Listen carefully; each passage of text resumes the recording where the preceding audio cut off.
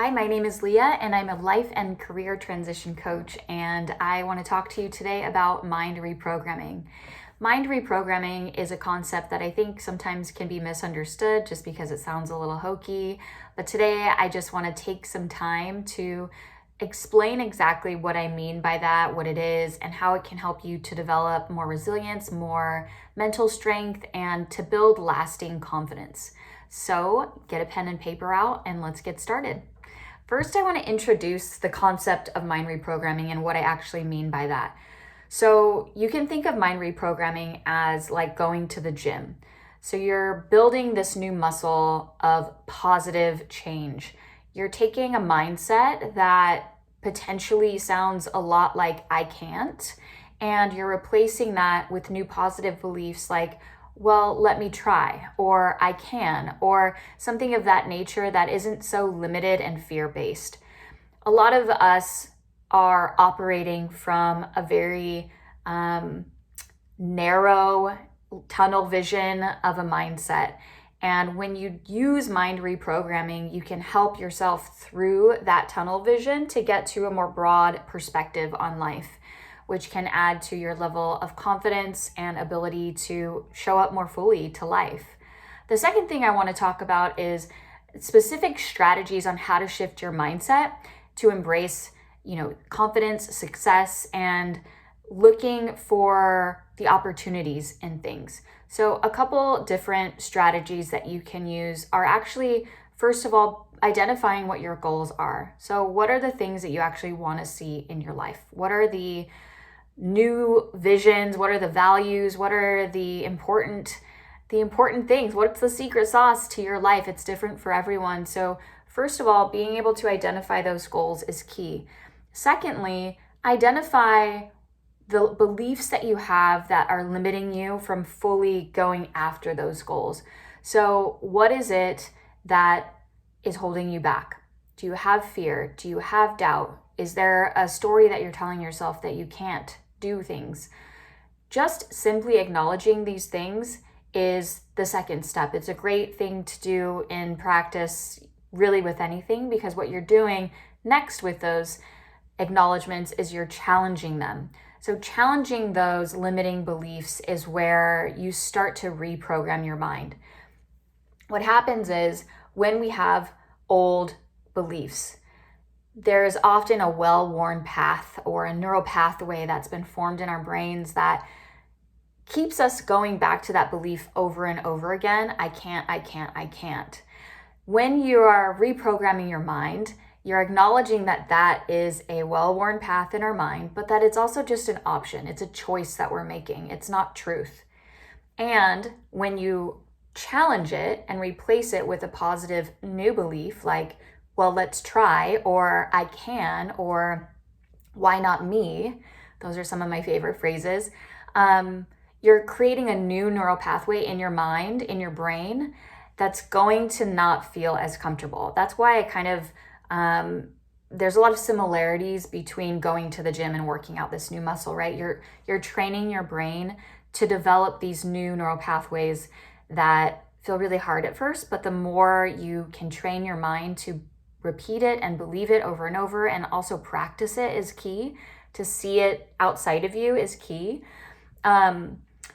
That is going to only strengthen your resilience and your sense of confidence. Another technique you can use when you're challenging this is to use affirmations. So to be using positive affirmations, like I said, I can, why not me? I'm going to try. Whatever it is that actually is believable to you, even in the slightest sense. The thing with affirmations is we need to be able to actually have a small sense that they are possible. Otherwise, our brain is automatically going to shut it down and be like, yeah, right, you're lying to yourself. So to be able to create an affirmation that actually works, try and do a stepping stone. If you can't say I can right away, maybe it's I'll try. So that's why I like I'll try, or why not me? Because then you're not just saying I can't, you're just simply questioning or venturing a little outside of that old belief until you finally get to that space of I can. So affirmations are huge. Just make sure that they're a somewhat believable version of the truth for you at this time.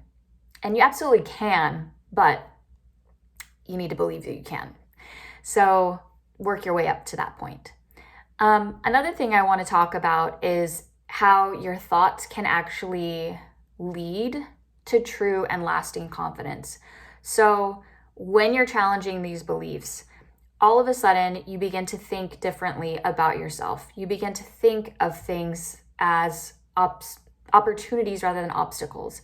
You begin to look at your life as a bit of an experiment in a sense, and that you are sort of just moving through it and feeling through life and being present to the experiment, if that makes sense.